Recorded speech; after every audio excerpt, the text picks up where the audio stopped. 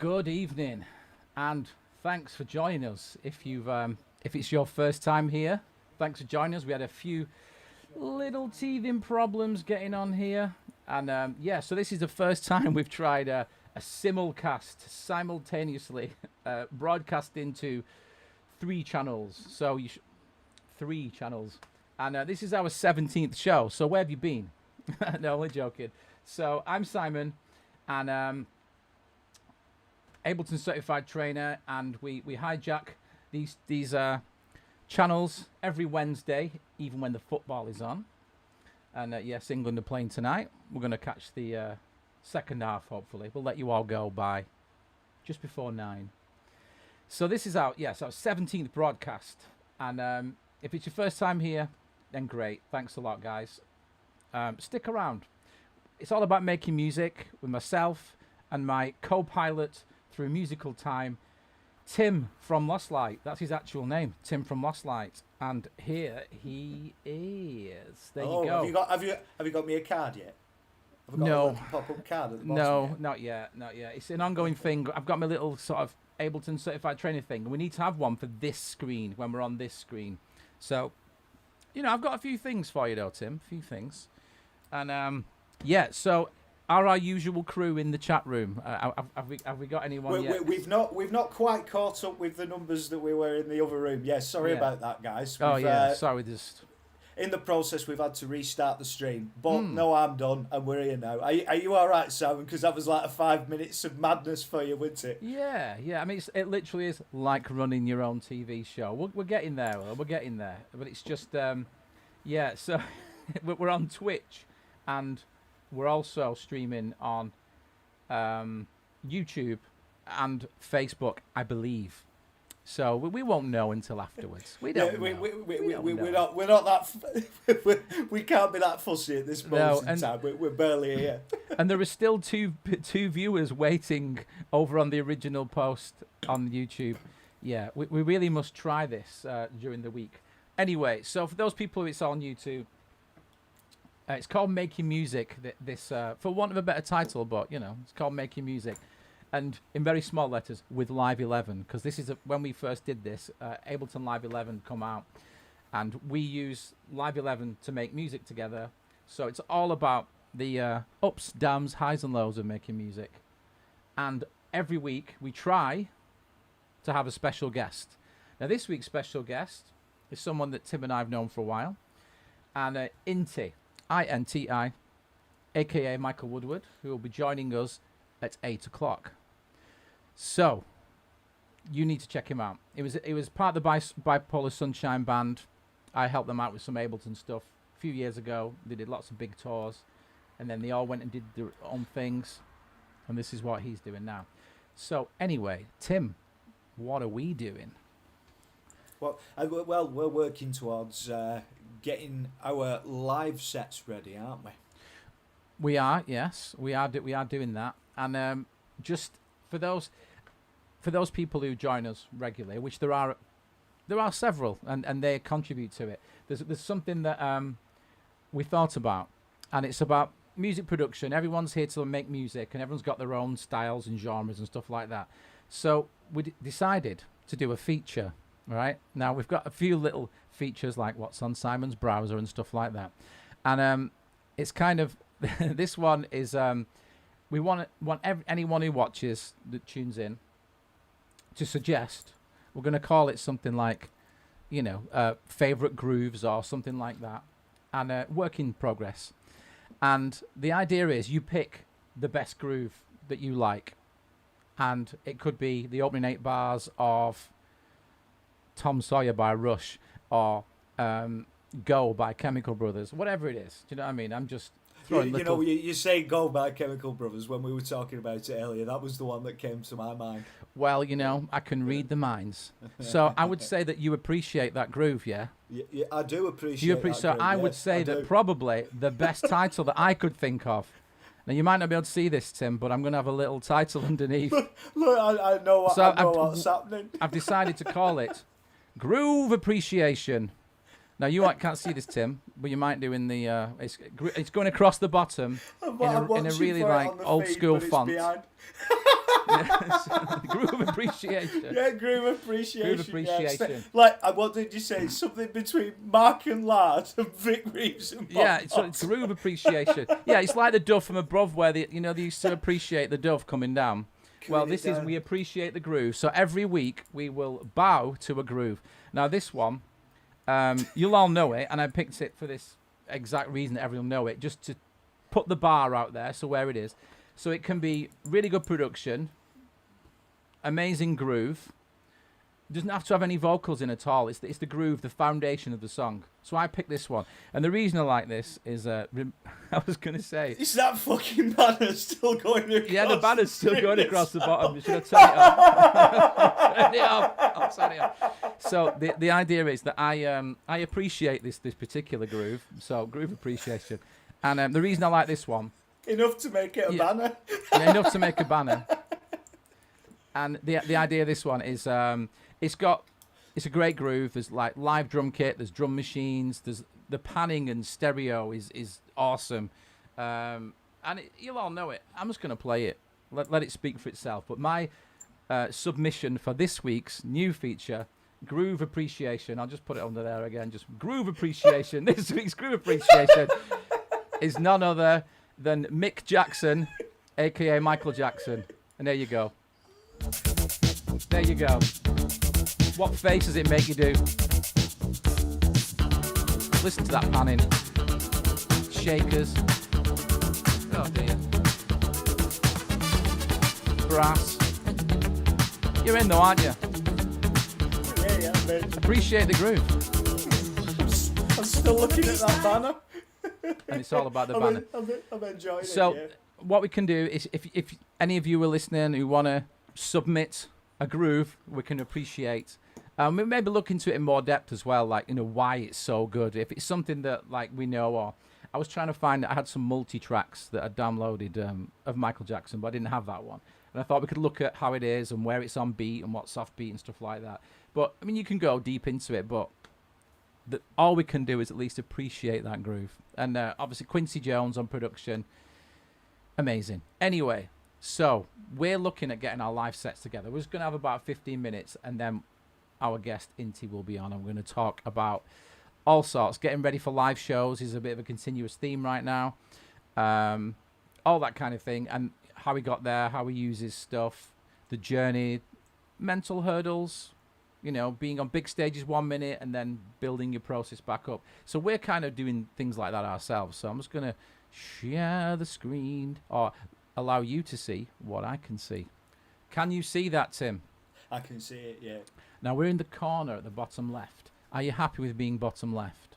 I'm happy wherever you put me. Yeah, I think so. Yeah, we'll go bottom left. No, well, yeah, I'll go bottom left here, because people don't really want to see us. Just to let you know that if I press that transition again, it'll say groove appreciation across the bottom of the screen. It's distracting. You've got to bring it back in later. When there's a groove that needs Yeah. appreciating, you don't even have to say it. You can just groove make it come across the appreciation. bottom. Okay, well, maybe that's the sort of thing. So last week we were looking at the evolution of this track, which came from the lamp at the side of my bed. It's one of these, you tap the lamp and it comes on kind of thing. So for those of you, if you want to know about it, watch the one with Biffin from last week. Biffin was amazing last week, by the way.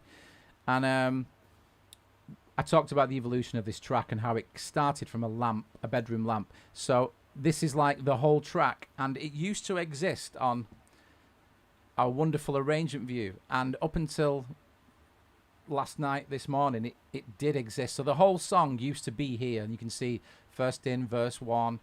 And what I did, something that we were talking about weeks ago, I don't know what episode it was, and we were talking about the full tracks here. And if you want to make a scene out of it, you just select the amount of time, right mouse click, and then consolidate time to new scene. You can also get that from up here.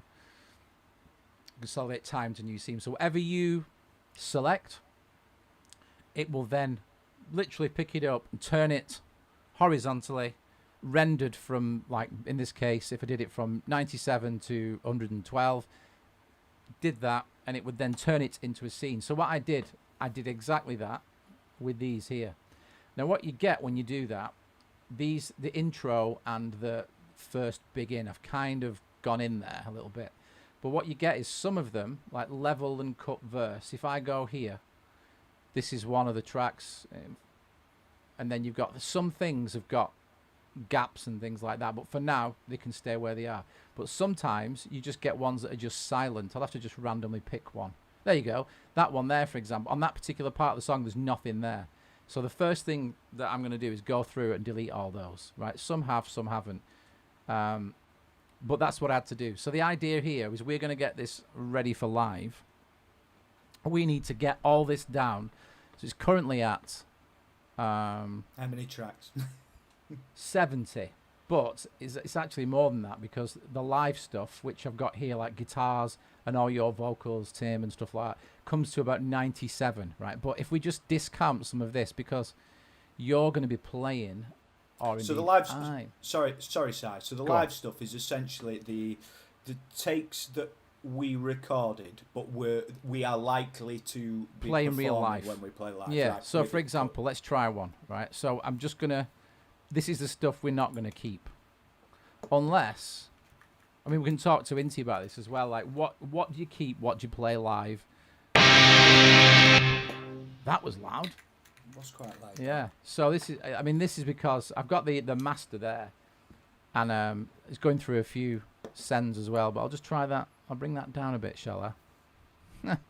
Ned was pleased with your choice for groove appreciation. Oh, there you go. Right, okay. Nice one there. In fact, Ned has a technique which is probably a good way to do all this, where I'm going to like mix them all down to stems, and he uses follow actions, and if you do it right, it's quite a calculated thing, which we're going to make a decision on how to do it, where you can basically, I'm going to create a bus for all of these, so I'll show you how I've done it with the drums, mixing it all down so we can get 19 channels into one stereo pair. We're going to get it down to just drums, bass, synths, synth, did I say synth? Yeah. Crashes and dives and stuff, and then we can actually trigger it. So right now it's just not in that state. So that's the goal. But anyway, so the live stuff is things like guitars.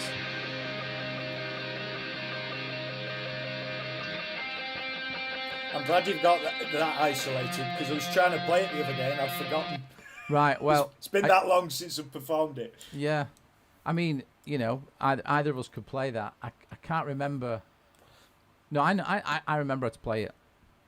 It's in C minor, so, you know. So all guitars there, I mean, look at all... There's, well, that one there, there's that one, and then there's a, you know...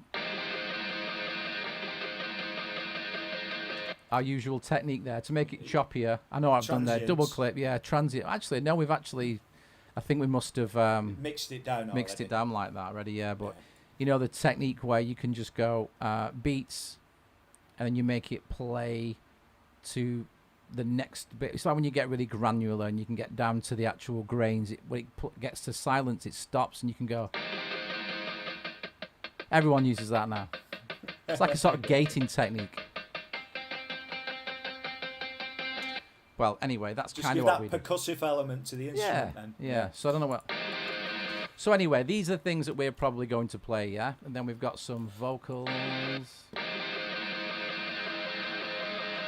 Where are your vocals? Yeah, so these are all under live stuff. Yeah, they're all groups within groups and all this stuff. But it was just to...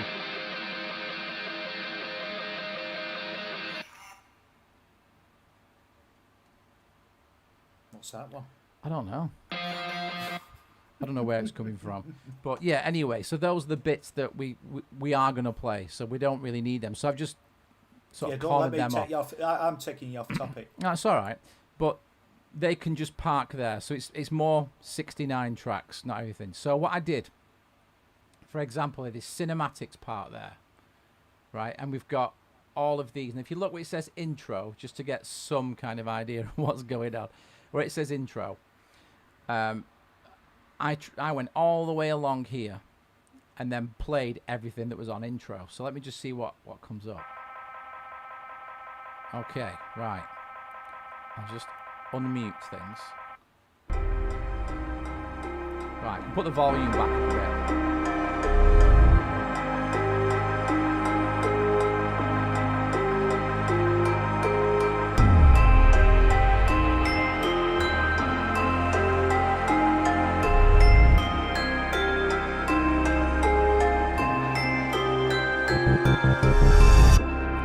See, I was going to kick in, but then it didn't, right? Because that's section 1. So that doesn't sound too bad, does it? No. Well, that is the mix down of all of the synths that were there. So I can theoretically, I can delete all of these channels from there all the way across. But I've still not got to do the first bit. And you can see all these bits here. Every section of the song, I need to make it so they're just down to one channel. Right. That makes sense. Okay, so what you could do, so these are like synth mix, and this is all from this cinematics thing. So what I did is make the blue one there. It's a synth mix. I'm going to make all that channel there, which went from 54 to 69 or whatever, is going to be mixed down just 2. So once I've done that, I can literally go delete. Yeah, that's the goal. But what I'll do, I'll do that. And then the same thing with these crashes. They were all of the... I think I've already done that one. But yeah, I've deleted that one because the crashes were just little things like that. And something that I mentioned to you as well. If you look, this is like 32 bars. If I go to one of these, they're all like 16. I'm sure there was one that wasn't, and I was going to show you why. Oh, there you go.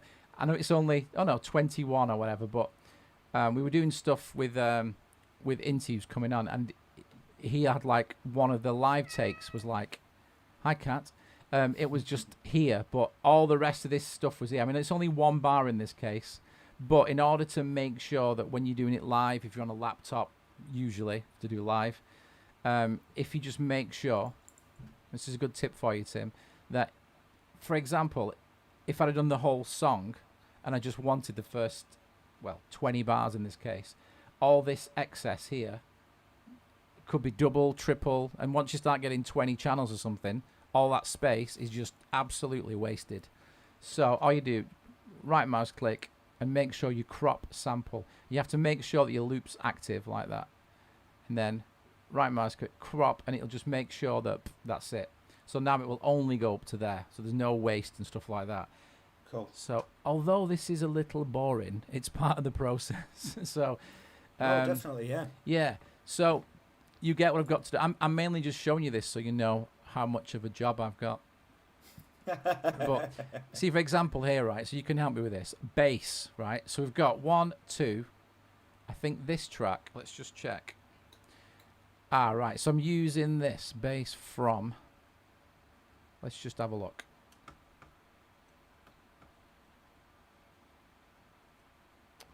There you go.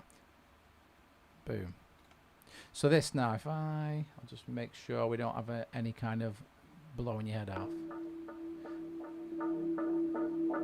Right, so at the beginning, we've got these really, so there's nothing there in that one, so straight away, get rid of that one.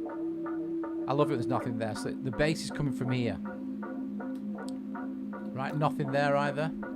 Lurking bass. So, yeah, now we've got this bass click, clunk, whatever it's called. There you go, so this one's being used. And then we got this one here, and bass dives, and intro bass. So you see what I'm saying? There's all these.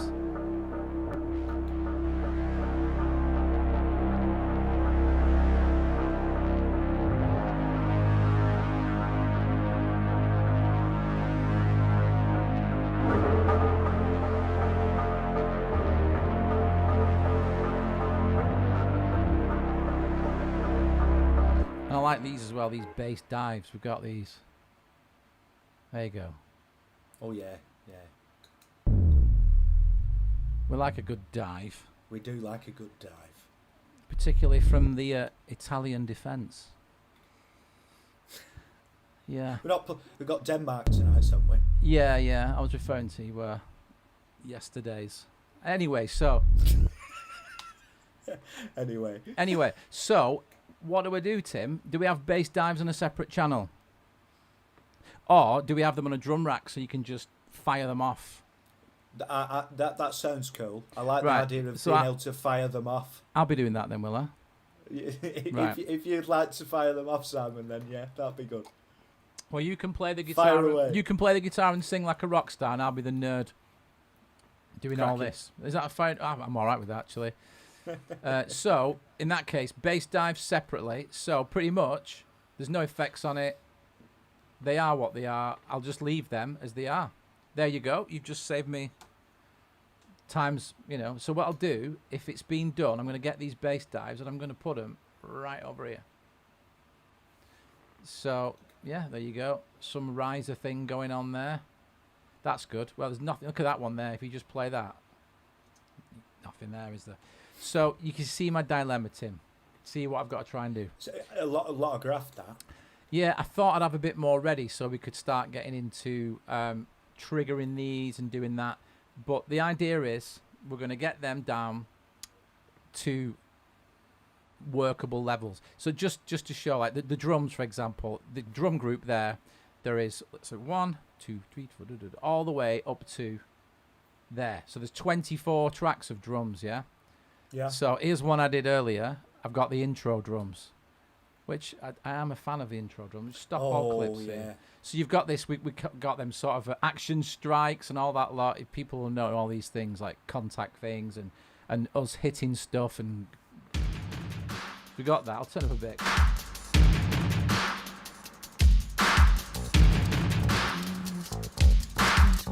Oh, and Michael Jackson's joined us. You keep on. Press that wrong button. He's gone now. Yeah, you got to watch out for that, man. Anyway, so you've got that. That's basically the first big in layer. That's that one. And then the next one is...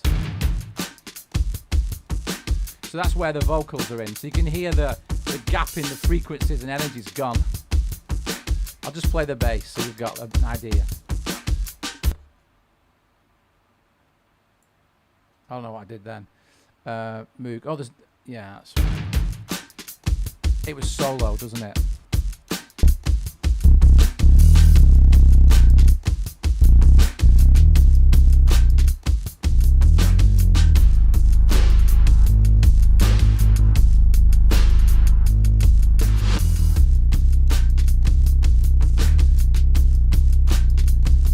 So that's the verse.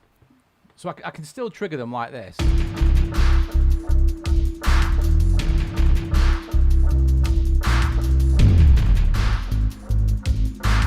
You can see why it's confusing though, mate, can't you? Yeah. So essentially we've got to do a mix for each section of the track. Yeah, like subgroups, to make these subgroups. I think this will be the hardest one.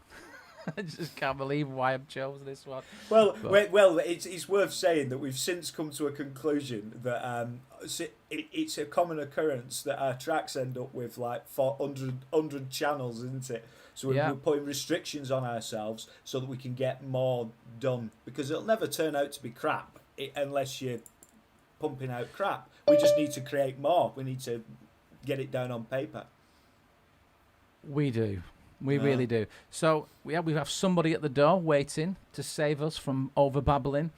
So we've got Inti, who's waiting to join us, and I'm going to play one of the videos he's done. Now, he's got a few tracks on Spotify, and I know that 2 of the videos are actually under, what's the way? He'll tell you himself. He started some of them, and some got stopped, because of the old COVID situation. But this one's Echo Chamber, which was recorded. Well, actually, when he'll tell you himself, it was whilst the pandemic was still on, but we managed to get into a few places. So this is Echo Chamber, and the whole idea, Inti's on the show tonight because he's going to be playing the Manchester International Festival next Wednesday. So yeah, this is Echo Chamber. Check it out, and this is Inti.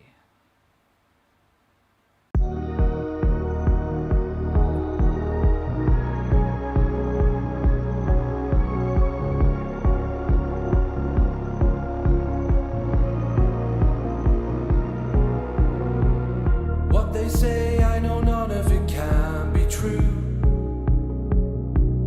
Where are they now? What are they going through? What they did, we say none of it could be stopped. You're held to account.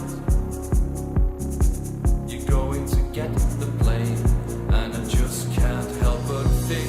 Can you see the danger?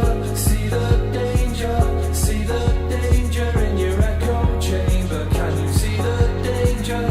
See the danger, see the danger in your echo chamber.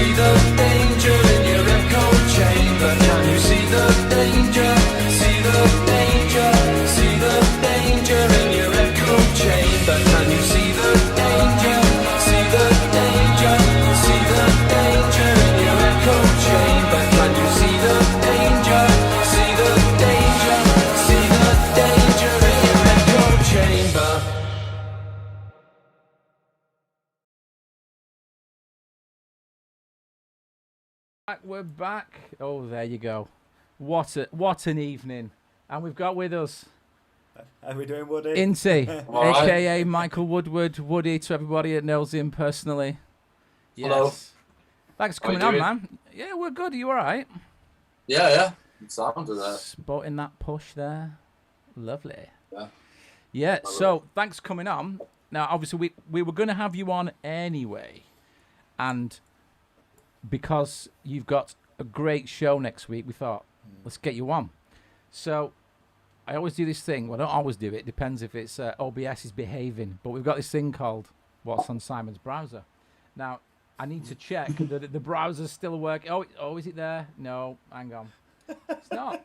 I was there, and then it was working, and I've got it all ready to go. Here you go. What's happening now is that us not being able to deliver what's on Simon's browser No, has I've got become it. a feature in itself. Yes, exactly. Here we go. Are you ready?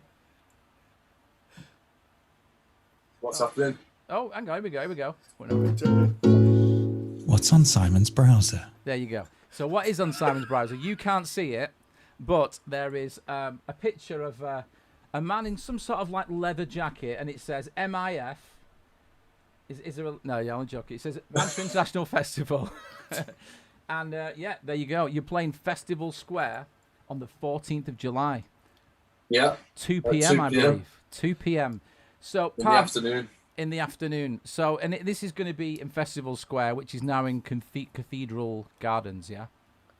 Yeah, that's where it's Cathedral moved to this year. Because I think Yeah. there's a 4-year refurbishment of Ableton Square going on. That's right, yeah. So, and I know you have actually played it before, haven't you? Yeah, I played it. How long ago was that now? It must be about 8 years 9, ago. 10 years or something. Is it that It's gotta long? be. Oh, well. Yeah, we've That's how long abandoned I've known history. you. Yeah, pretty so, cool. yeah. So, obviously now we're going to ask you, like, well, how'd you get here? What's this? It's a different band, what you were doing before. And I've got the Levi's advert that you did. We'll talk about that. Yeah. We've got some footage of deck chairs on the moon from, I think it's Texas. It's part of that. Yeah. So I think is it the hype? Southwest. Is it a hype hotel show? no, it's what's it called? The hype machine thing. Yeah, the hype thing. Yeah. So I think I've seen it. yeah, I mean we can talk. I've got it so we can talk while it's playing, sort of thing. Just show how you got to this. So let's start with that. We've known you for a while, and we first knew you as a drummer and a musician, but could play Yeah. lots of instruments, and you were playing drums. So let's start from there. Let's start from when we first met you, and you were playing drums for a few projects that we were doing and stuff, and Yeah. then, well, you take it from here, man. You take it from here. And then And then.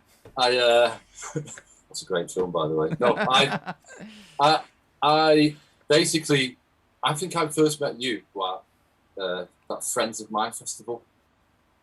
Where you were playing with Golden Glow then. Glow, yeah, with Yeah. Golden Glow then, and then I basically just hit it off with you there, and then you introduced me to Ableton. I think about 2 months later. Really? He doesn't Yeah. do that. I don't know. know anything like that. And I just got a Mac. I just think I just got a Mac as well. And so basically, from then, I was playing with Golden Glow, and then Adeo came along. Well, actually, no, I was with BC Camplight for a while as well. BC Camplight, yeah. I Yeah, totally forgot about that. Yeah, so I was with him. He was the, like, he's an American guy, isn't he, from Philadelphia. Yeah. So I was playing with him for a while, which was really good because I learned from him how you arrange songs live. He's an amazing musician. So it was kind of like a good education for about a year or so. And then also at the same time as that, I used to go out into the clubs, and Do you remember that? Adeo, Do you remember that? Adeo, you know, and Adeo was I knew him anyway from the music scene, but he's bipolar sunshine, and he said, I'm looking for a drummer. Would you like to play with me? So I was like, definitely. So prior to that, he was in Kid British. Yeah. With a few other people we know as well and they did quite well, didn't they? They did got Radio 1 and stuff like that. So this was his new project that he was doing. Yeah, and then that took off pretty quickly. I'm sure. Yeah. You were there as well, Tim. One, we went to play Leeds once as well. Yeah, I was going to Yeah, say, me and Tim came Tim and were there, weren't you, for pestered that? everybody. We were pestering all the bands backstage. That weren't was a mad day. That. we? Yeah. Yeah. So then, and from there, had some great experiences playing on tour in America at South by Southwest in Austin, Texas, and then all the big festivals over here, including like some top radio sessions with Zalo on Radio 1 and Maida Vale. Definitely. Let me just do a quick clip, so you won't be able to see this because there's a bit of a delay.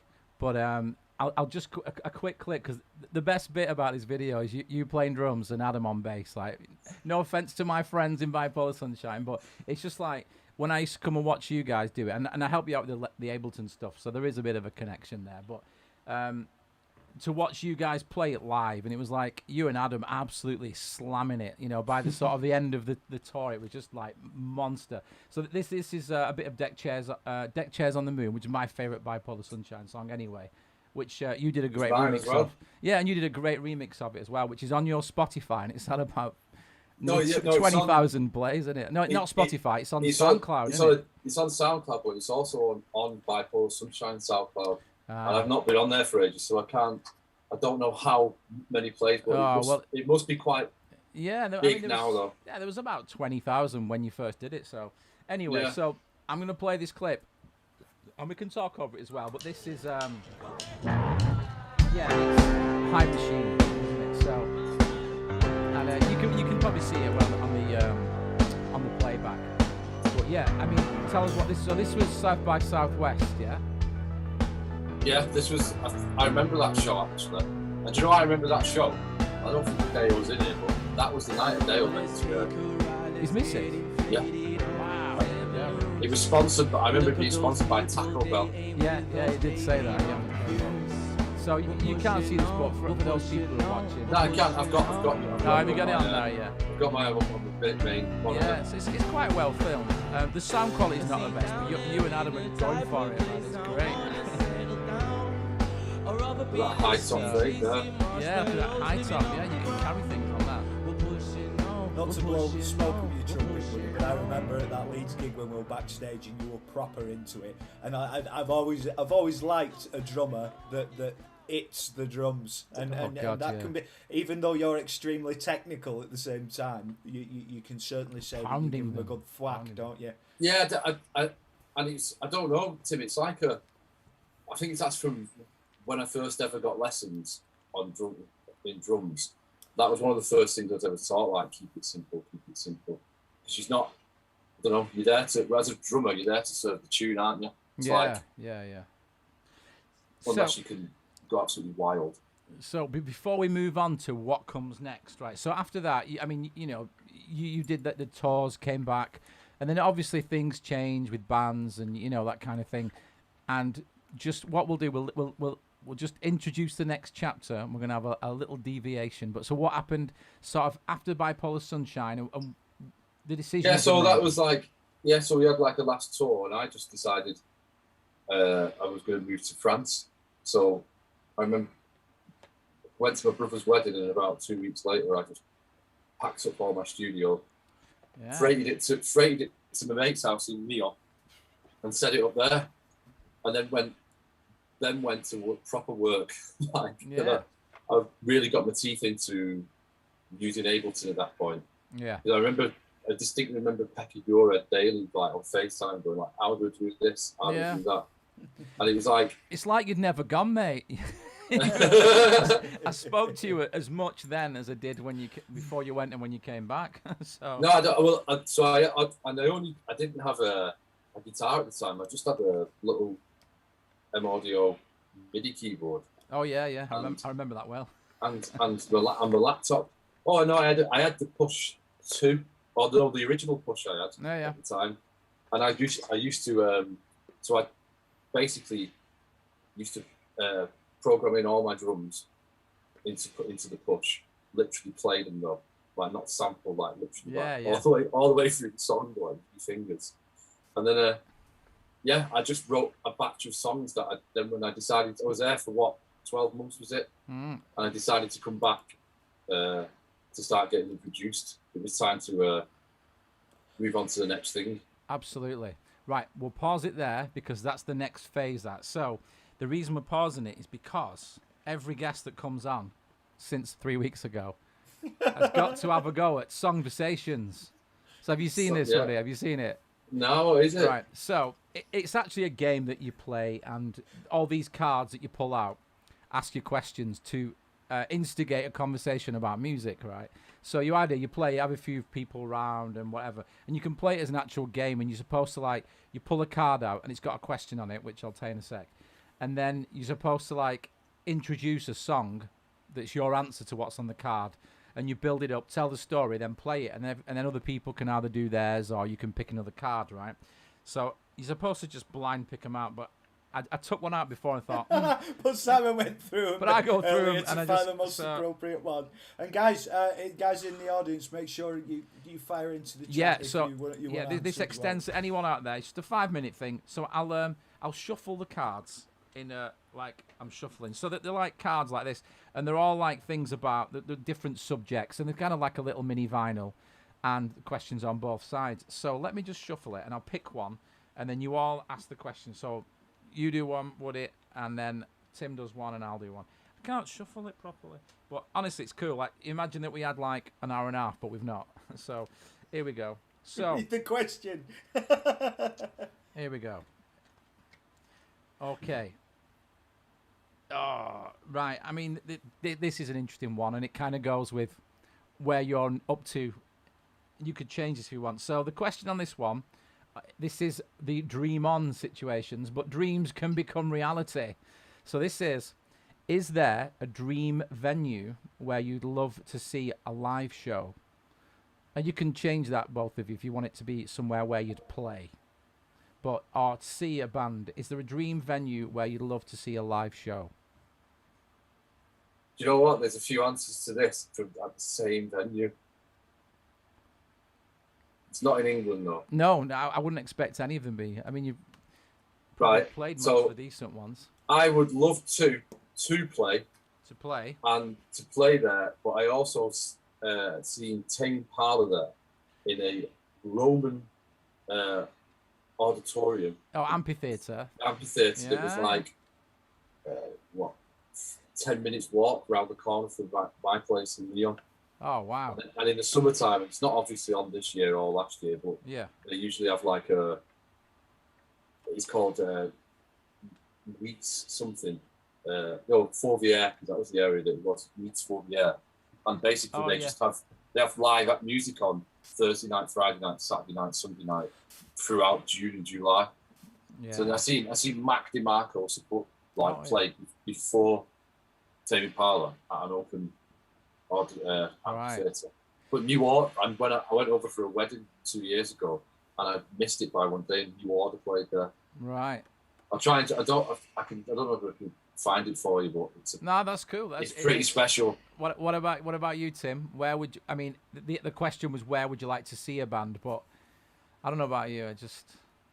Yeah. I don't know whether there's anywhere in particular that I've thought I'd like to play. I think I'd probably say the one that I'd reference to that is that when we went watching Olafur Arnold's, it'd have to be for the right kind of artist, but the way that the Albert Hall was set up for that, it's got a proper mood about it, that venue. I know I'm not being very extravagant with my would you take to the desert island, but it's it struck me that. I don't think the venue. It's all about the mood of the venue, innit? Yeah, I understand why you were saying about the auditorium, the amphitheatre. Yeah, I don't know. I'm thinking about. I mean, obviously, I'd pick somewhere that I haven't been, like House of Blues or somewhere. Just I'm more of a smoky sort of like a moody venue. Louisiana bar.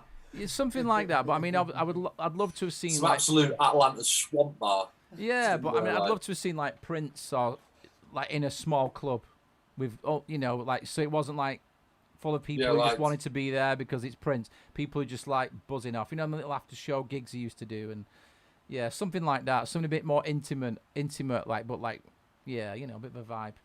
Yeah, okay. Any interesting ones come through there, Tim? Before we move on. On the chat, mate.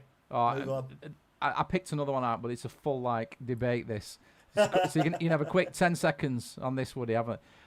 It's just an obvious one. This. How do you feel about new artists sampling older music? I'll put the card back. If it's done properly, yeah, this could be a very very forceful, an amazing thing. Mark Ronson's TED talk changed my mind about something. Yeah. You know what I mean? Yeah, but totally. as I say, I mean that by as much as I got love for Kanye as a producer, I just didn't get how you could slow down Curtis Mayfield's Move On Up and Daft Punk's. Just all he did literally is just turn the tempo down and BPM and be like, yeah, here's a new tune. Different texture, different vibe. And I'm like, maybe if you used a bit of it, like with Daft Punk, for example, they'll just like sometimes snippets. This was just like full song. So it's a skill. Sampling is a skill, unless it's blatant, just lifting and just chucking down and trying to claim credit for it. But yeah, it's another discussion all there. But yeah, segue over. So you came back from Lyon, and so what was next? You started to record stuff. Now, obviously, yeah. So then I know this, but you can tell me as if I don't know. Yeah. So then I basically came back, and then that's when I started to properly build up my little mini studio that I have. And it's like I remember getting it because I didn't have a guitar at the time either. So I remember I got that guitar, and that opened up another kind of level to the music, so I could actually add guitar to it. And then I've basically just spent the last 2 years just going over constantly writing, but then working with Sai, doing like producing these tracks. Because at the time when they were done years ago, I wasn't like as proficient. And well, not even proficient at Ableton, but I wasn't as quick as I can be to get my ideas down. So that's why the push was massive in that, because you can literally just put your ideas straight out. And it's something you mentioned before as well, which is key. You sort of just breezed over it. But for anyone, I mean, obviously I'm an Ableton certified trainer. I'm going to say something like this anyway, but it is true that to get ideas down, using a push to play it, you actually played the whole track, the drum track for the whole thing all the way through, without stopping. Basically, you performed it, didn't you, using push? Yeah, like because it's.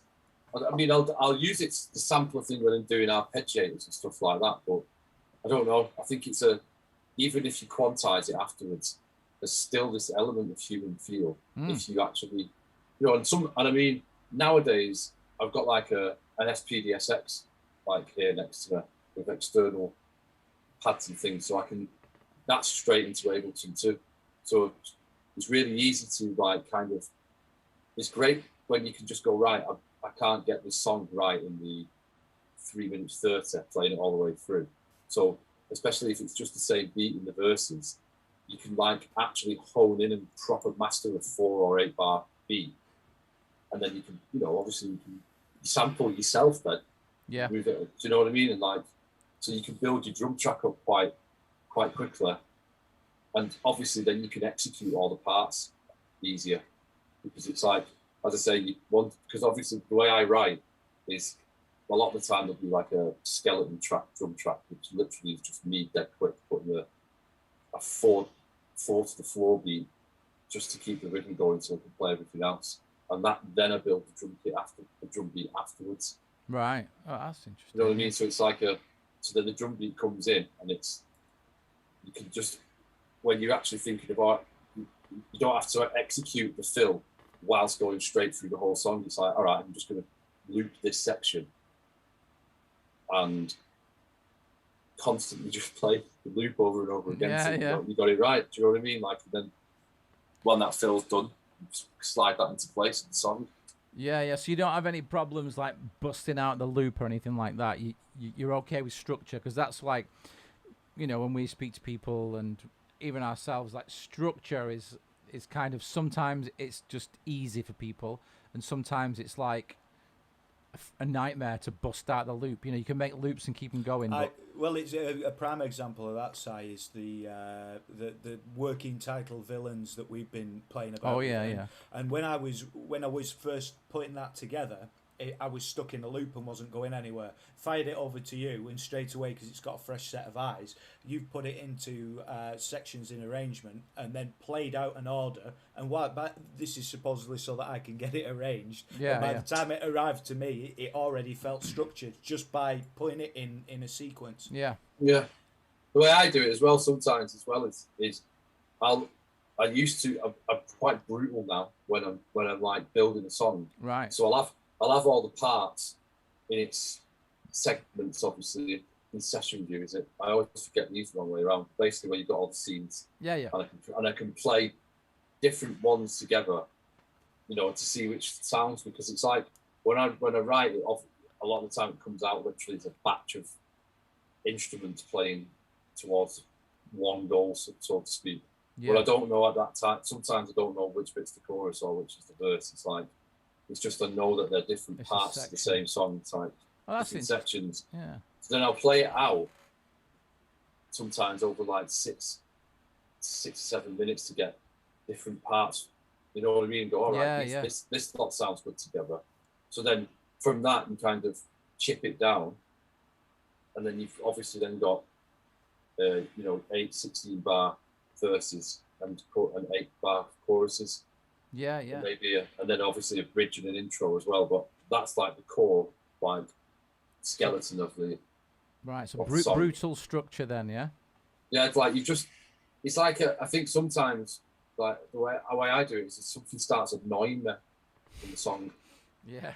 And I'm just like, right, no, that's gone on too long now. You kind of have to imagine like watching it. Do you know what I mean? And thinking, I'm waiting for where's it going to go next? And I think once you get that feeling, that's when you should sort of right. We need to move on from this. Yeah. Section of the song. Yeah, I get that definitely. So we can have a look at something you've got. If what were you going to show us? A new song, or because I'm going? I've got like a. Because there's that Levi's advert thing that I was just gonna slip this talk in. about that for a minute then if you want. Yeah.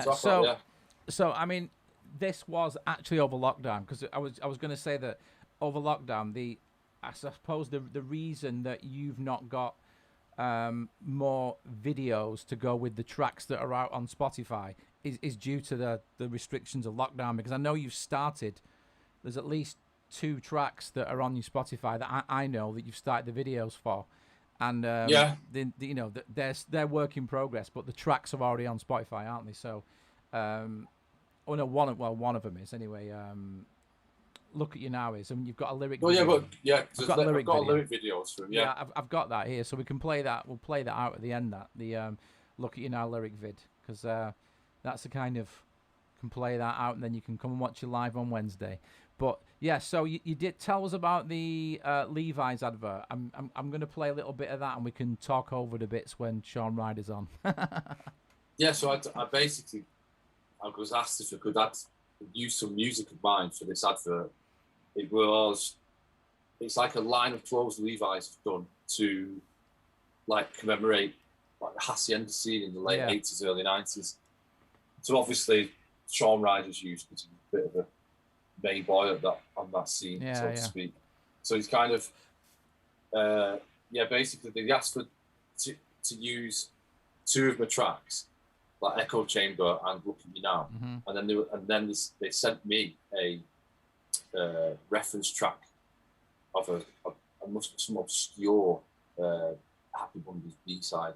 Oh right, so it was like it sounded like it had been recorded. It was awful, like this, and but I got the vibe off what they wanted from it. Right, okay, because it's pretty interesting that bit, because that's what I was going to say. So I knew they were going to use Look at You Now and Echo Chamber, and but you know the cool bit is that the music that first comes on is something that was like, oh, actually, can you do this? And that was an after thing, wasn't it?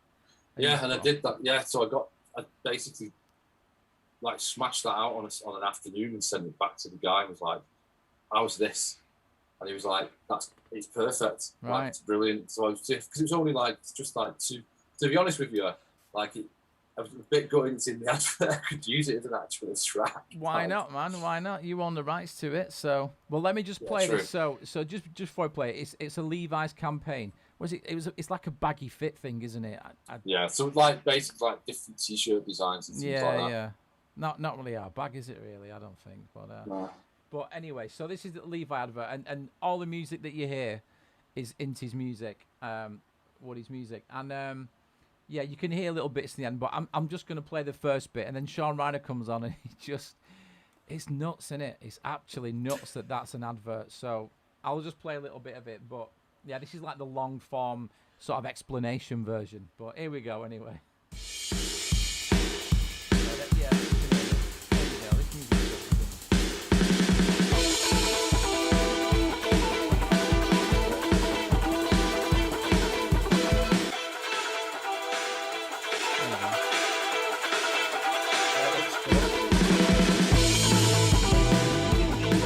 is Central Station It's a guy design called Ben. are Yeah, Matt Carroll, he's Pat Carroll, and Karen Jackson. called Creative Digital. His Oh, name yeah. is on My cousin, Instagram. That's why he got the job in the first And he place. did the Start shoot for family, this. keep it in the family. They So it's like like, but he was done off the holding place where he sisters, is a really, bar in Carroll, town, you sort know, of he was all band on the born wall the same in Manchester. state. Oh, is that Right. what So, I you know, recognise we that respect that mates, wall and Yeah, all that. Yeah. I was thinking that actually. It's like a bar They've that always been after Yeah. people. apparently the story goes There's is he a rang lot up on the doing way that saying there. like, You "Have know, my beer, there's have you got my beer there?"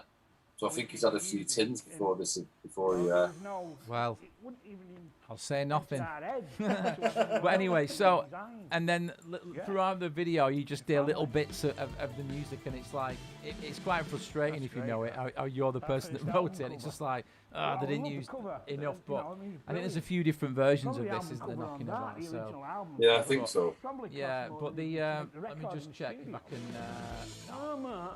can. He's just talking about the design of the clothes, and they designed the logo and stuff. Know What- what I mean? Either way, it's cool that you did that over lockdown and just knocked that out in an afternoon. I don't think- yeah, I mean that's wicked. So anyway, so that's the Levi's advert thing, and then so moving on to like, I mean I know you've got loads of tracks in the waiting, and talk a little bit about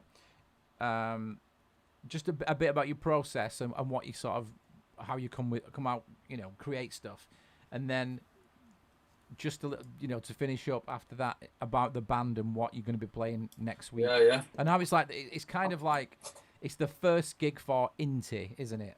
I mean, it's not the first gig for you or anybody else in the band. Oh but no, it's yeah, the launch fir- of the project, isn't it? Yeah, it's a pretty. I would have like it's come up so quick upon us. I don't regret not doing a warm up show because we've been rehearsing for like the past 18 months, I Yeah. suppose. Well, that's how long we started. I started with the bass player, and then the guitarist who came back, George came in, and then Rob came in last when the two guitars and the bass were new tracks, and then it's just kind of snowballed from there now. It's like really, really, I'm buzzing off it live now. It's just like it's quite ready, like man. kind of like come on, like, Yeah. and I'm looking forward to it. Like, doesn't want to sounding arrogant. It does need to. I need it to be coming out of that stage type of thing. Do you know what I mean? Like, Yeah. maybe so that's why I'm like I was thinking, oh, should we do a warm up show? And then I'm like, no, actually, I want to.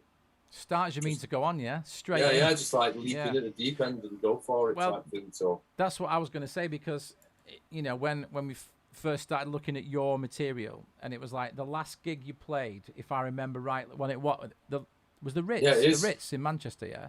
yeah, the last show I've The Bipolar Sunshine Tour, was that? was that April the 17th, I think, Yeah, 2015. Oh, So it's okay. 6 years, like. Yeah.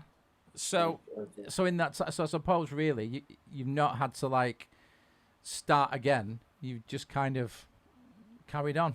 So hopefully Yeah, I just went off the- and just went off and came back. Like, yeah. But I think in The that time return. though, like it's in that time, it's been a bit of a massive education in how to record music, how to properly write. Yeah. Do you know what I mean? I'm kind of like, even though some people might think that's a long time, and obviously you never No. always evolve, but it is like a kind of a bit of a crash course in like, right, how do I get this idea out of my head? Right, and yeah, Ableton's great for it. It's just like you can just splurge and then Oh yeah. deal with the production and everything afterwards, because creativity is not a tap, and when it when it comes, you have to just go just get it all out. The amount of files I've got on my Ableton that just say new idea February 21, like, oh yeah, and I'm just like, can you relate to this, Tim? Yeah, and I'm just like, oh god, I need to start like actually labeling these. But some of them end up being, they're like how you pulling songs out though, because there's ideas in there. But I think sometimes like, I think of it as like when you don't actually finish the track or you've got an idea, you've like, at least you've got the seed.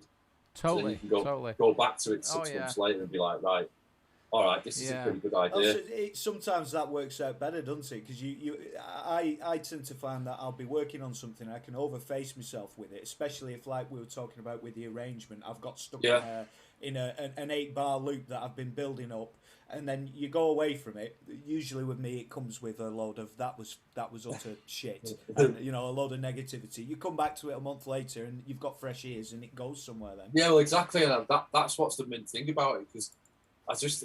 Like the track I'm going to play you in a minute. Like I was looking before at what I've been working on. I was looking at it before, like in the project file. And one of the is actually the idea first came in, I think it's August 2019. You know what I mean? Like that's the original save file. Obviously it's built up from that, but I distinctly remember at the time it was a drum beat, a bass line, and the chords, and then from that I've built it. You kind of just add things over months. Yeah.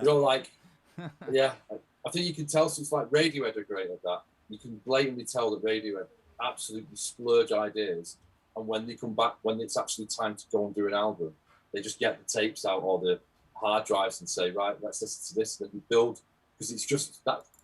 Doing that creates, like, over time, it creates prolific writing, because you've always your own catalogue. Yeah. Well, exactly. So when you like, you might go on tour, you finish the tour, and like a lot of artists go back to the drawing board and go again.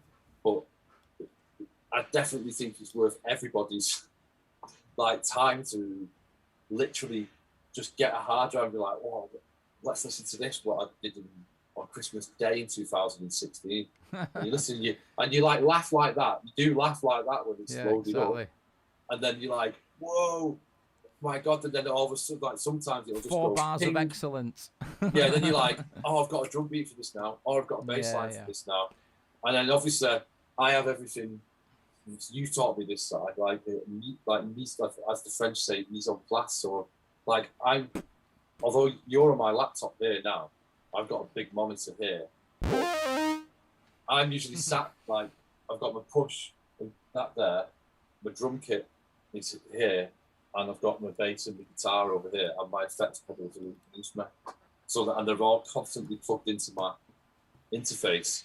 So you literally you don't have to stop and think. Oh, yeah, in the flow, get that flow state going. You could just go straight into it. It's Let's have a look then. What you're cooking right now? Just while you're setting that up, do the share screen and make sure you're doing the share audio and all that business. Usually we're doing it the other way around, so it's nice to be that way around. But I managed to get the chat open because I found the window. But I thought of something quite funny that our man MHO, aka Dave, he said, "I've got new idea 1989 in Cubase still." Get it open and add a beat to it. Exporting them as a mid files, imported into Live, and pow, finally track finished. Wow, that's amazing. So he actually exported from Cubase. We need to hear it now, MHO. Challenge Dave. Come on, let's have it. But Can you that's see awesome. that now? We can indeed. Actually, it looks very clear. Give us an audio check before you crack on, pal. Yeah, just make sure you check that your box. audio engine isn't on, but just. Do you mean? Right, yeah, sorry, because I need to. Well, I'll have to use the Zoom audio for us to hear it, unless you're playing for your interface. It's that output device, it is, isn't it? Zoom audio device. Yeah. See, you have got your focus right, but we'll do that another time because Tim's got the same one. They were both supplied by the same person, a think that previous might be- guest of ours. Yeah. Yeah, we can hear that. So Right, so this tune, just play one layer just to check. what, just solo or something? Yeah, just so you know, just a.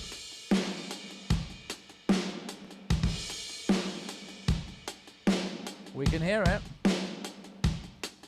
Right, one sec. Yeah, I sounds just good. need to change my sample rate from the computer. Just going to go wild. Yeah, that should be alright. So if it glitches, I'm sorry. There's a load It's of- all right, man. This is how it is. This is There's like loads of guitar,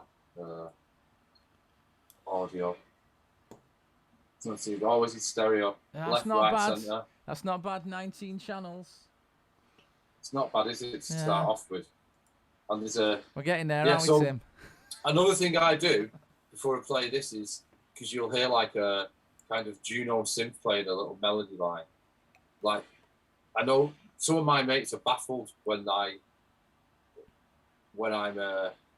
play them some of my tracks because just a lot of people who write songs have a melody in their head and they write to that. Whereas I kind of come at it from the other side. I might have a melody in my head.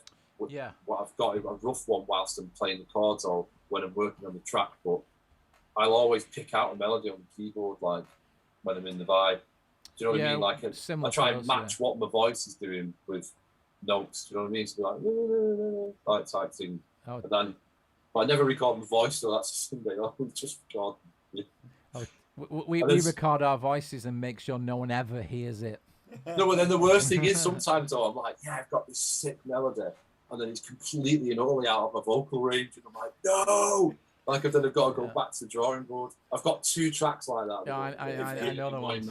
If I'm experimenting, I end up turning, even though I shouldn't have anything coming through my monitors, I end up having to put them up to a certain level while I'm sketching it out. Because if it sounds stupid and the neighbours can hear it, I've had them laughing on the other side of the wall once. That was cracking. I was doing some falsetto vocals and it was going on for about 45 minutes. And when I finally came out and submerged, went. Oh, and I could hear this little giggling. They might have been watching something funny on telly. No, Yeah, it's you. It's you, mate. I don't think they were. Yeah. We definitely. There's a choir boy moved in next door. they were rushing off it. Yeah, having a great time. Yeah, let's have a list anyway, and just just so before you play it, what's this? Is this WIP? Just give us one second. Just check. So yeah, this song's working title is "What Did You?"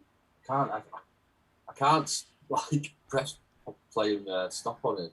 Yeah, No, I know what you mean. Just that's why I use push when I do that. I make sure I've got my push. I use it for the play. I don't know why it's not there. Oh, it's alright.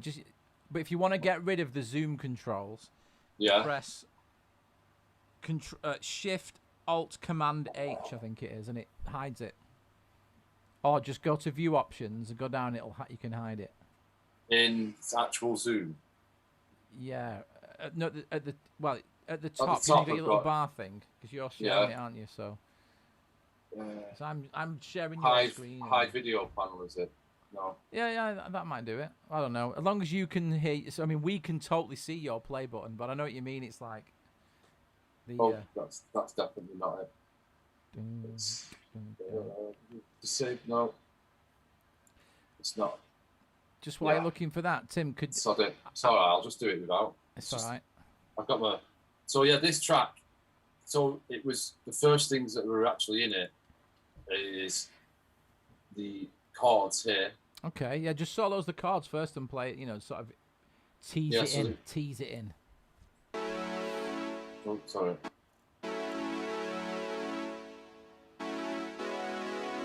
It was quite slow, like. Then.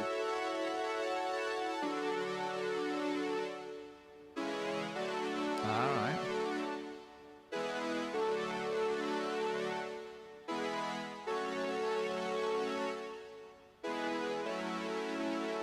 Okay. Yeah. So then. Yeah.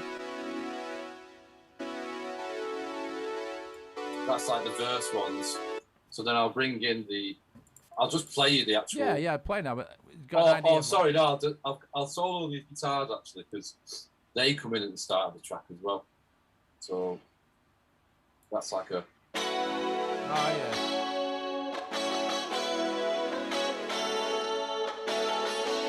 And then you got the drums and then the bass.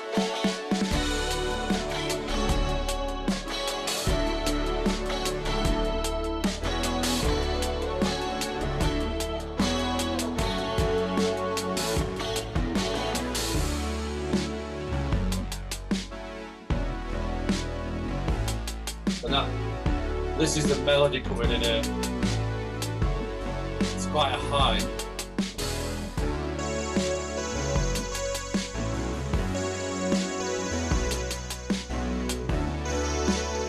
Oh, there's actually another bit there. Actually, there's another guitar that comes in here.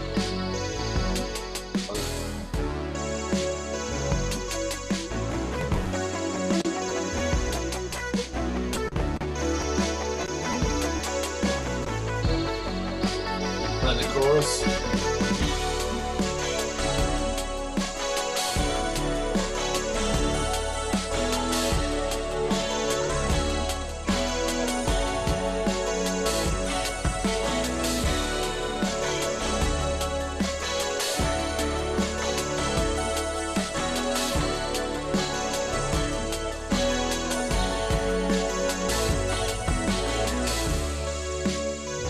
Gonna go a bit further along here.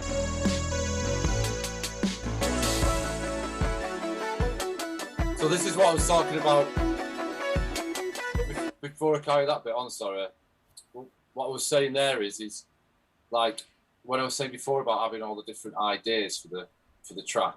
Yeah. Splashed out straight away. Like obviously when I do like bridges or build-ups before like the final chorus, I'll always use parts of the track that I've already done. Do you know what I mean? Like, but just so like mash different parts together that weren't together in the first place. So I don't know. I always laugh because I always do little twinkly high lines in songs as well. Yeah. So like this one's got one in it here, like it's a Juno, but this is like I don't know. This is the part of the track that I only finished this about 3-4 months ago, but this was like the bit that was really doing my head in because I was like, how do I do a build up? I always do classic 3-minute 30 songs as well. It's like I just want to keep it like that because I know people get bored. Or obviously if it's dance music and electronic, it's a bit different, but I mean natural structured songs like this, and I can't be bothered, can't be arsed listening after about 4 minutes. So it's, do you know what I mean? Like unless it's it's hard. So yeah, that's why it's like I've got this loop section here on my screen. Can you see it? Like I don't mind doing my hands. Yeah, we can see it. Yeah. This loop area here. Mm-hmm. That's how I really. Well, obviously that will be there, but this is how I restrict myself as well. Yeah. So once I've got my ideas in this view, like obviously I'll press play on different things, hit the record button at the top. That's when I first start it. But then obviously I drag this to 3 minutes 30, and then I have to move everything into this, like literally into this little square basically. Yeah. This is the magic square.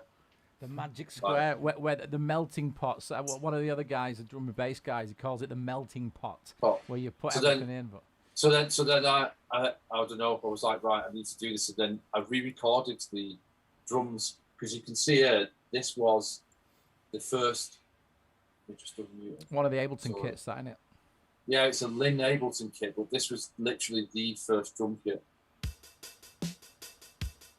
So that was the original drum kit when I wrote the chords and the bass line.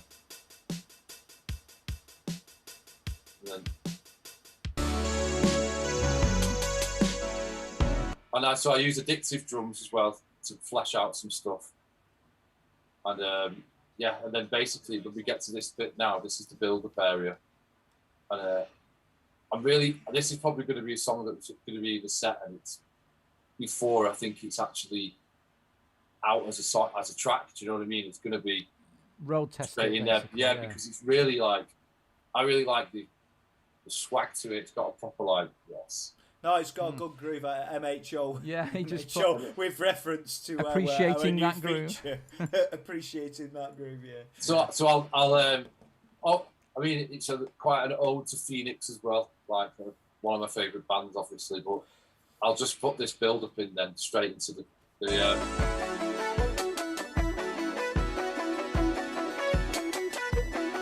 Yeah, solo that guitar there. That's like a palm muted guitar. Yeah. So that's like part. Yeah, solo that. It's interesting. 1 sec. Let me just get I back like to this it. one. It's good. Considering it's slow, it's got like, it's like propelling forward, isn't it?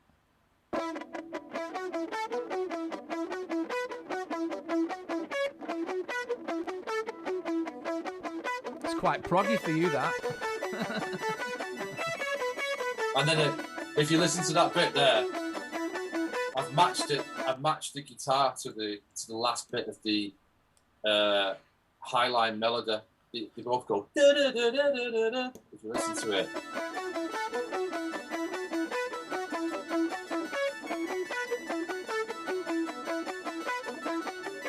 Yeah, now. Yeah. You know what I mean? Like, and then it's. Play from that bit. So it comes in both.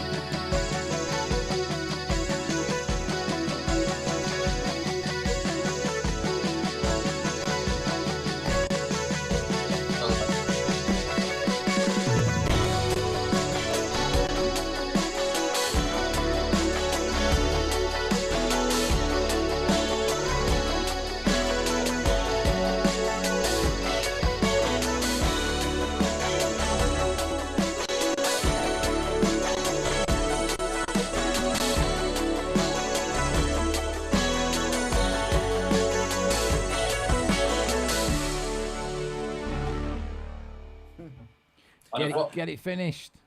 I have. Well, I just need to. I've been working on the lyrics for it. I just need to put a vocal demo down. But Totally. that track's actually like, it's finished as an actual. Yeah, all the bits are there. Wise. All the bits are there. So in the bass wise, I use a lot of Arturia stuff. Like as much as I'd like a mini moon, don't have the money to actually have a physical one. But I really love the bass sounds on it. So that was one of the first bits that got into this, was in this tune. So I'll have like a. I like that.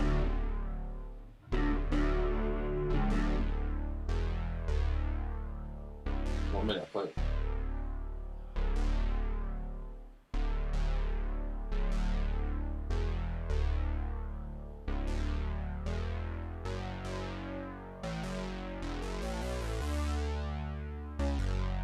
So that's that one. And then I recently added a actual electric bass to it as well, recorded. It's just basically playing the same thing, but Yeah. I need to re-record. Well, actually, this is the song side that Mr. Adam Prendergast said it.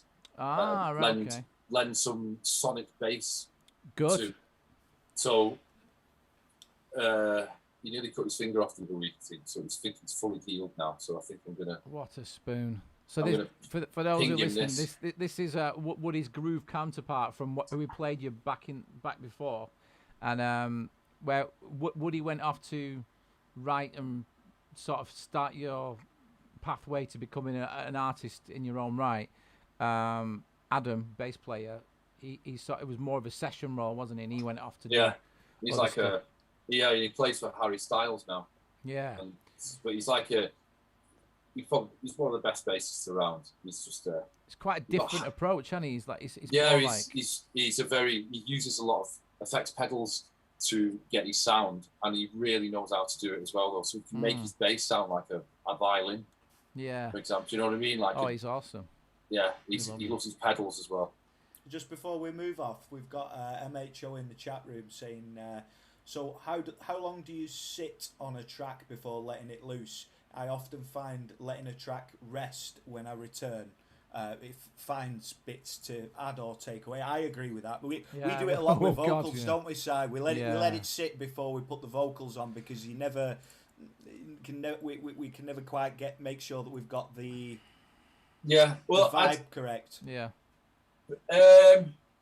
It depends really, because obviously once you start getting ideas and getting them out there and like out of yourself into Ableton, it's like, I don't know. I mean, obviously I've been rehearsing, so you can't really see what these like. Some of these look like new idea November, late December 2020. There's all sorts of dirty strut. You know, just You've got to have a dirty. We've got a dirty strut, haven't we, Tim? Yeah. There's one there, George Michael vibe. George Michael vibe. That in a minute. I know what that one goes like. Yeah, and it's that's because it's got a great high line to Yeah, it.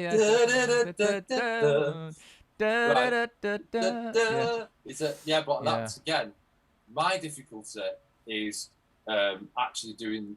I'm really lazy with doing vocals for it, and I think it's because I've got people in the house with me. I feel awkward when I'm trying to belt out a vocal, and it kind of doesn't. Yeah. It doesn't like. It's an I odd need one. privacy, so to speak. So I will do it sometimes, but as I say, like it's just I sit on them for it doesn't have a time. Like it's just I can't put a. Yeah. But I do think like I forget it when I was reading this the other week, but especially when finishing songs and like a song, not to start getting Aristotle on people, but songs like a song's never like any piece of art. It's never finished. It's just, it gets stopped and released at a certain part of its journey. Yeah. Like, you know what I mean? And that's why the beauty of remixes or re-releases or things like this people can then work on what you've got. Yeah. So, but I think obviously there is a time when you've got to say no. This track's done. Totally. I think it's kind of a segue to my next question, actually, because this is what we started this show off, where we're looking at taking a song that's like, as a production, we just didn't know when to stop, and we called it, said, right, there you go, stop. Now we're taking it to live so we can perform it, and then you're like quite ahead of us now with this. So you're doing the live show. Yeah. And so even some of those songs, I mean, I've heard them, but they have taken on a new guise almost, haven't they? Like things like definitely like Plastic Lives, and for example. Yeah, they've all definitely like taken on a different kind of. They've evolved really. Yeah, exactly that. And I've always wanted to like, as much as I went through a phase where I was like, nah, you've got to just literally live. It's got to be a perfect carbon copy of the studio, and I got that from watching the Strokes, and one of the reasons why I do music. But the more I think about it now, like especially with my tracks, like because I've got people in after the writing process, it's kind of added a new dimension to them live. Yeah. So what I do is, if I was, for example, with this track now on the screen, like if I was to do this live now, I don't have a synth player, obviously, because the beauty of Ableton live. So because it was when I was at Bipolar Sunshine, it was Si who like really helps us out in getting from studio to stage with using Ableton basically. So some people go, oh, you're doing that, but I think to myself, no, it's a double layer of sound. So you've got augmented. Yeah, so you've got your guitars and drums live, but you can add as much percussion as you want, as many synths as you want, any sort of ambient sounds and things via Ableton. Yeah. So if I was with this track now, for example, I'd probably keep in the mood bass for that dirty sub live, and I would keep the synth highline in, and I would also keep in the chords on the Juno. Everything else is live. Like, so the two guitars would be live, the vocals are live, and the drums would be live as well. And obviously there'd be a different variation on the drums because Rob's a pretty sick drummer, so there'd be different kinds of fills in there. So let's talk about that then. So we'll finish up shortly if you want to watch the second half of the football. But do you know what? I've not even got my phone in the room with me because I don't even want to. Are they losing or what? I don't want to say. I did have a little sneaky check. Do you want to know? Yeah, of course I do. The 1-0 down. Oh, So- oh.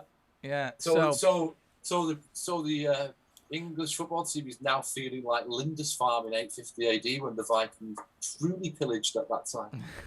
Like, Truly. They landed on the boats. Yeah. villages have Well, been we'll see. attacked. It's probably because we're not watching. They need us so they can. I mean, I win put a them. white T-shirt on for England. Come on. Yeah. Well, I don't know what colour mine is, but it ain't that. But just to like, we'll let you go. And I know Tim. I'm not, it's all right. I'm not. It's fine. You Yeah. can carry on for a bit. I'm not. But well, just to sorry, like go with the yeah. live vibe anyway. I mean, you can stop sharing screen if you want, but so No, go on, I'm from listening, this now and then you've got a live set which we were looking at getting ours down. So I mean, yours is pretty ready to go, and so you've got just talk about the band members and stuff, just like what you've got and Right, how it's so going I've to got- be. So I've got basically my cousin Liam's playing bass. He's took to it amazingly well. And Yeah. it's like a real kind of. He keeps it together basically. He's like the glue. And then we've got Liam's mate George, who got brought in because I was looking for a guitarist. And George can produce his music as well, though, which is really good. So he kind of, instead of just being a guitarist, he brings like both him and Liam do this. Like they bring in a kind of, idea of what like a different approach because they know the song's already there. They're looking to add to that Yeah. live. And then obviously Rob Evans is just a great drummer. He's a session player, but he's like I've known Rob for years from like Bipolar Sunshine days, Mm-hmm. and he's obviously playing to click, which surprisingly a lot of drummers on the local scene can play to click. Yeah. Like I had to do that. I learned via click. Do you know what I mean? So I hit the ground running, so to speak, in that sense. Yeah. Good move, man. Good move. That's all. If there's any drummers or anyone, please learn to play to click. Yeah. 'Cause it's like Can you add to literally, that. because it makes you super tight as a band. Do you know what I mean? Because you're playing, you know that your drummer is playing to a strict metronome. Totally. It's not variating anywhere. Yeah, and if you want to like go the next layers up, playing in stadiums and stuff, if you're not playing to a click, you just completely. It's worse than half. You just slice in all the things where people want synchronized visuals and lighting. If you're not playing to a click, unless you've got, I mean, obviously, Ableton now has got follow tempo and stuff like that, but it's just like you can rely on things. But if you're playing to a click, there's so much you can do, and it actually makes you more flexible. And it's not like you're a robot. You can still push and pull the groove and stuff like that. You can, but it gives it an energy as well. Like because like it's like look at you now, it's 143 BPM. You know what I mean? So that's like, and you like, but it's so you know that if you were playing to a click, then the drummer's going to the drummers will be able to just pull off and be like, I'm a bit tired at this point. Do you know what I mean? Where you actually like proper, I'm going to go for this type thing. So Definitely. there's them. So it's the four of us playing. Obviously, we've got a lot of effects and we've all got good effects, pedals and things like that. So it's that really helps. That's helped a lot. That's been one thing that that's the last thing. Would you say, isn't it? Like the last thing I've added to my sound, so to speak, is my newfound love for guitar effects pedals. Yeah. That compressor first in the chain, though. Yeah, I've put it in. Do you know what I have now? Though, put it first in the chain. Yeah. And then I've got that Strymon Big Sky, right? So it's just like Blue Sky, one of the two, the smaller one, not the massive one. Yeah. And that's just like now I've started using that live in the rehearsals. It's like whoa, it's just like a load of space to the tracks, which is great. So yeah, it's like been a long process, but absolutely. But I think it's needed to be done. So yeah, I mean, it's been a while, and I mean, we understand the process of like whichever comes first. You know what I mean? And this case, I think you sat on a lot of material now, and you can start getting the gigs out, and then as the gigs move, obviously, it's good. It's good timing because people are starting to move, restrictions are going, and so it's probably the right way to do it because you've got like 5-6 songs set. You can start playing bringing the tracks in. and there's loads more like in the pipeline, like a fair amount more that I need to just. It's just Just finishing them, yeah. It's finishing them, yeah, and it's kind of like finding the time, because now like live's coming to the equation as well. It's like really kind of pushing my time management, because obviously I'm working full time as well, so it's picking your moments. Like some days I come home from work and I'm like, I can't even face looking at Ableton, do you know what I mean? but it's like any kind of, sometimes it's a kind of like, you have to force yourself. I like my auntie's a writer, and what she does to get her into writing, she writes the 50 states of America and the 9 counties of Ireland. Do you know what I mean? And by the time she gets that far into it, she's like, I'm here now. Yeah, and then she'll start writing. That's You know, interesting. and I'm the same with Ableton. What I'll do is sometimes, being brutal again, I'll open an idea and I'll go, if I'm listening, I'll listen to it with headphones on whilst I'm doing something. And if an idea comes to me, I'll just go bang, new track, open a new track, like MIDI or audio, put it on. And then sometimes I might go a bit further. Sometimes you go down the rabbit hole and you're there 3-4 hours down the line. But then sometimes I find that if I'm constantly just listening to the same thing, I just save the project, collect all and save.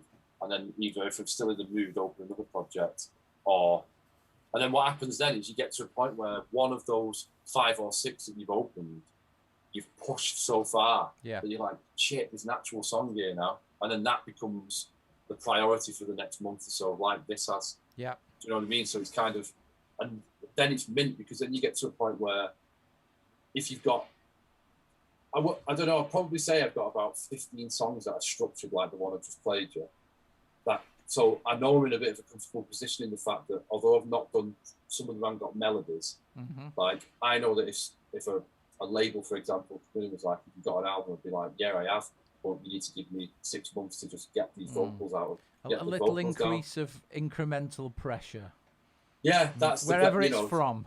Just like medium heat of a Bunsen burner on the right arse cheek, like that's what you're like. Ooh. Oh, we can relate to that.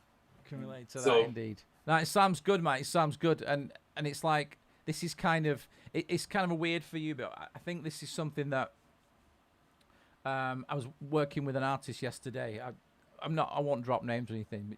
But she's like, you may have come across her actually, but she was being a backing vocalist for loads of people, and now she's deciding to go out there and do stuff, and it's kind of seeing that more often now, where people are going, actually, it's my turn. And even if they've worked in the industry or they've done stuff, I mean, yours is a similar story, because it's like, actually, because I mean, that clip we played of Bipolar Sunshine there, you watch it back and you think, what's missing from that? And more backing vocals. And I know, like, obviously you can sing, and like Adam can as well. And I think that was one thing that you should have all been singing with them harmonies. And it would have added a lot of miles bigger. You would have just added another level, wouldn't it? Like another layer to the cake, so to speak. Yeah, exactly. But you know, it's just like one opinion, isn't it? Oh well. Yeah, one. I think I think that comes as well with people who are playing with other ones. Like it was being on tour with me, like playing festivals. And I'm not going to name any names of other bands and things, but sometimes like I've been on some festival slots and I've watched some bands from side stage, and I'm like, you're awful. You know, like, how are you getting away with what you're doing? And that's what gave me the fire in the end, because after seeing that about 10 times with different acts, I was like, I've had enough of this, because I can play every single instrument that you're doing. And that's when the penny dropped with me to go like, all right, why aren't I doing it then? Exactly. Do you know what I mean? It's a waste of my talent if you don't use it. Exactly. You know exactly. what I mean? So that's what we were like. Tim and I said with songs, we have this like expression like make it exist, and I'm constantly saying to you as well that if you've got something, you've got to make it exist, even if it's in dead basic format, because it's no good in your head and no one can hear it. You can't. You can't actually, if you can't play it to someone outside of the studio, then it doesn't exist. Because if it's in the studio, you've got to fire up Ableton, you've got to load the session. And if it's not in arrangement view, forget it. Do you know what I mean? So I've had to really force myself over the last few years. I have the analogy when I was saying before about seeds. So like, you've sometimes like you can you plant the seed, collect all and save and come back to it. Other times like it's like you might use the analogy of going to Sainsbury's and buying a packet of seeds. Do you know what I mean? Like, Yeah. so those ideas are there, but you've not actually done it. You've not watered them a bit yet. They've not germinated, so to speak. So then, like, once you've done that, I get a shit buzz sometimes. I'm like, yeah, I've got five ideas going here now. This is amazing. But like, as I say, it's like an hourglass. You have ideas, and then you whittle them down to like 3 or 4 or 5, like, and then all of a sudden one of them gets through the slot, and then the funnel, then it opens up as one track. That's another thing sometimes I'll go, shit, that's in the same key as another song. I wonder what they sound like together. Oh, and then I've got that. Yeah. And then like a drag in or if the idea is good and I think, that chorus rhythm for that piano of mint, I'm going to put that, change the chords round, but keep that same rhythm and put it in another song. And then recycling your own material, totally. Your own sampling catalogue. Yeah. Well, thingy. Wish you. Well, are we? When's the gig again? Just make sure. Next Wednesday. Wednesday the 14th of July at 2 p.m. 2 p.m. It's literally like, What's on Simon's he's saying it's browser? first come first serve, but it's Wednesday afternoons. Yeah, so I'm just thinking to myself, I can't see it being busy though on a Wednesday afternoon at 2 p.m. Do you know what I mean? Like, I think there's like one band on before us, and then Juanquito Blanquito or something's on. Oh yeah, DJing. yeah. And then, I've got it on the screen now, so you'll see it come up. I've got your little booths. It's 2 p.m. and I mean, they say first come first serve for social distancing only, but yeah, that's what it's for. We ain't got long to go. So we're gonna do so that's next week, and then hopefully there'll be a few more gigs coming round after that. So hopefully that's what I'm hoping anyway, because I need to get them on the go. Absolutely. It's happening, man. It's happening. You're doing it. You're doing everything you can do right now. So it's a good journey to be on. But I'm like, sometimes I want everything yesterday. Of course, yeah. It gets a bit... Oh man, it's just, I'm sure people can relate to it, and we certainly can, because it's a similar thing. But yeah, I mean, good luck for next week. I'm just reading some of the comments in here, like MHOs, but like finishing a track, get like painting a jumbo jet with Tipex. we it's so true though. Yeah. Yes, Ned's in here again. Oh yeah. Resident. Random. Ned Rush and Alfie Hawes. Oh yeah. Well, we had this crazy thing with the changing of channels, so once it rests on the original YouTube channel, it should be okay. But yeah, so we're gonna play the lyric video for "Look at You Now," and we've got. You play because it's going through as well, and it's a going through video. But look at you, the video for "Look at You Now" is quite cool. Yeah, well, I've got that one ready as our departure video. All right. And, so yeah, "Look at You Now" is it's a second song in your set, isn't it? Yeah. Second song in the set, and it's I think the lyrics are pretty self-explanatory. Yeah. Quite charged, but. Any final words to say? Anything apart from get your ass down if you're in Manchester next Wednesday? Like that. Nice one for having me on. It's been a buzz. It's great. I've never done anything like this. Pleasure, so like, it's good to see. It's good to see. I only seen you briefly a couple of weeks ago, then Tim. I dropped something off at Society. I forget what it was now. Yeah, it was all in passing, wasn't it? It's very good to see you, mate. But thanks very much for having me on. Oh, it's a pleasure. Thanks for coming on. Yeah, just if you need to find the stuff, it's on Spotify and YouTube. Don't worry, links have been going in. We've been plugging in. Tim keeps putting the links in all the time, so even for the people watching it back on replay, there is still be there. About that though, if anyone gets confused, there's some guy in Ecuador who's releasing music under the same name, and my Spotify publisher guy, I'm in contact with him at the moment because I emailed him yesterday to say, "Can you get this guy's music off my artist page, Get please?" off my account. I don't write like traditional Amazonian music. Do you know what I mean? Like, I'm Well, like, what? that link is straight to your page anyway. So Yeah, but if you look, it says things like appears on like Solstice in Quito 2004 or something like that. I'm not even on this. I'm sold by the name. I might have a dig. Is that what I got? oh, you someone evil done it? man, you evil man. It's Well, like, we're gonna yeah, leave but you don't to it. realise I'm getting his royalties. Well, there you go. There you go. You've had Everybody 7,000 plays this week. Great. Mine's had 2 and his have had 6,998. Just get your pan flute out, get your nose flute out, and get going then. Get that It is. pan Just, pipe. he sent me one of those poncho things that we wear in the Andes. That's in the next video. It's in the next video. Get it done. Well, Right. I'm going to give myself a pat on the back. I had this nasty headache before I came on, and Tim made me laugh for a bit, but it's coming back now. I need some paracetamols. So, but Yeah. I mean, it's a Right. pleasure to have you on, mate. Good luck next week, and I'll be there. I'll be there.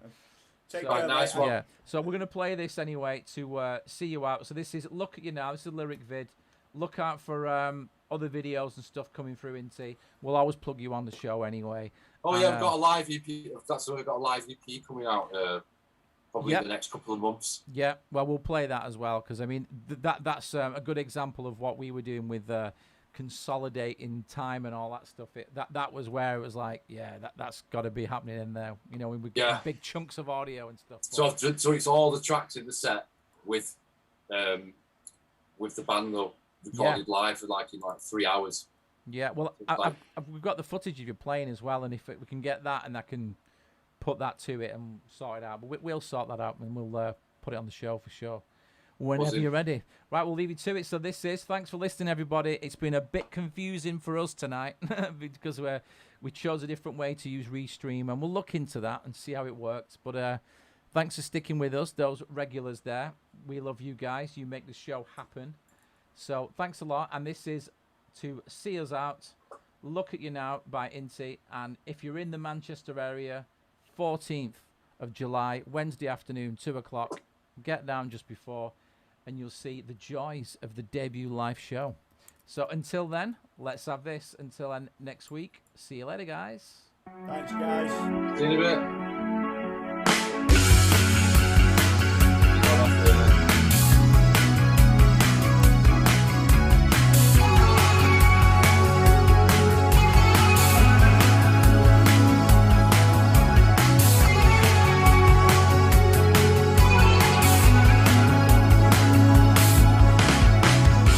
I've woken up from domestic servitude.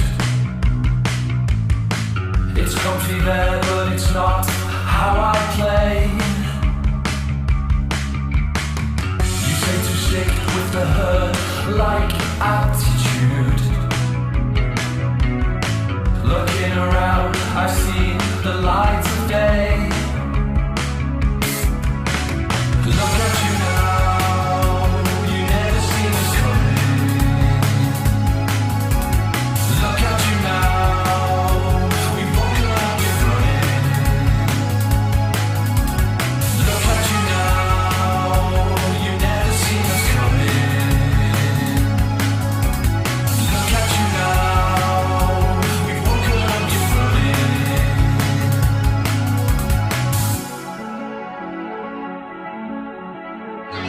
You say you want to apologize.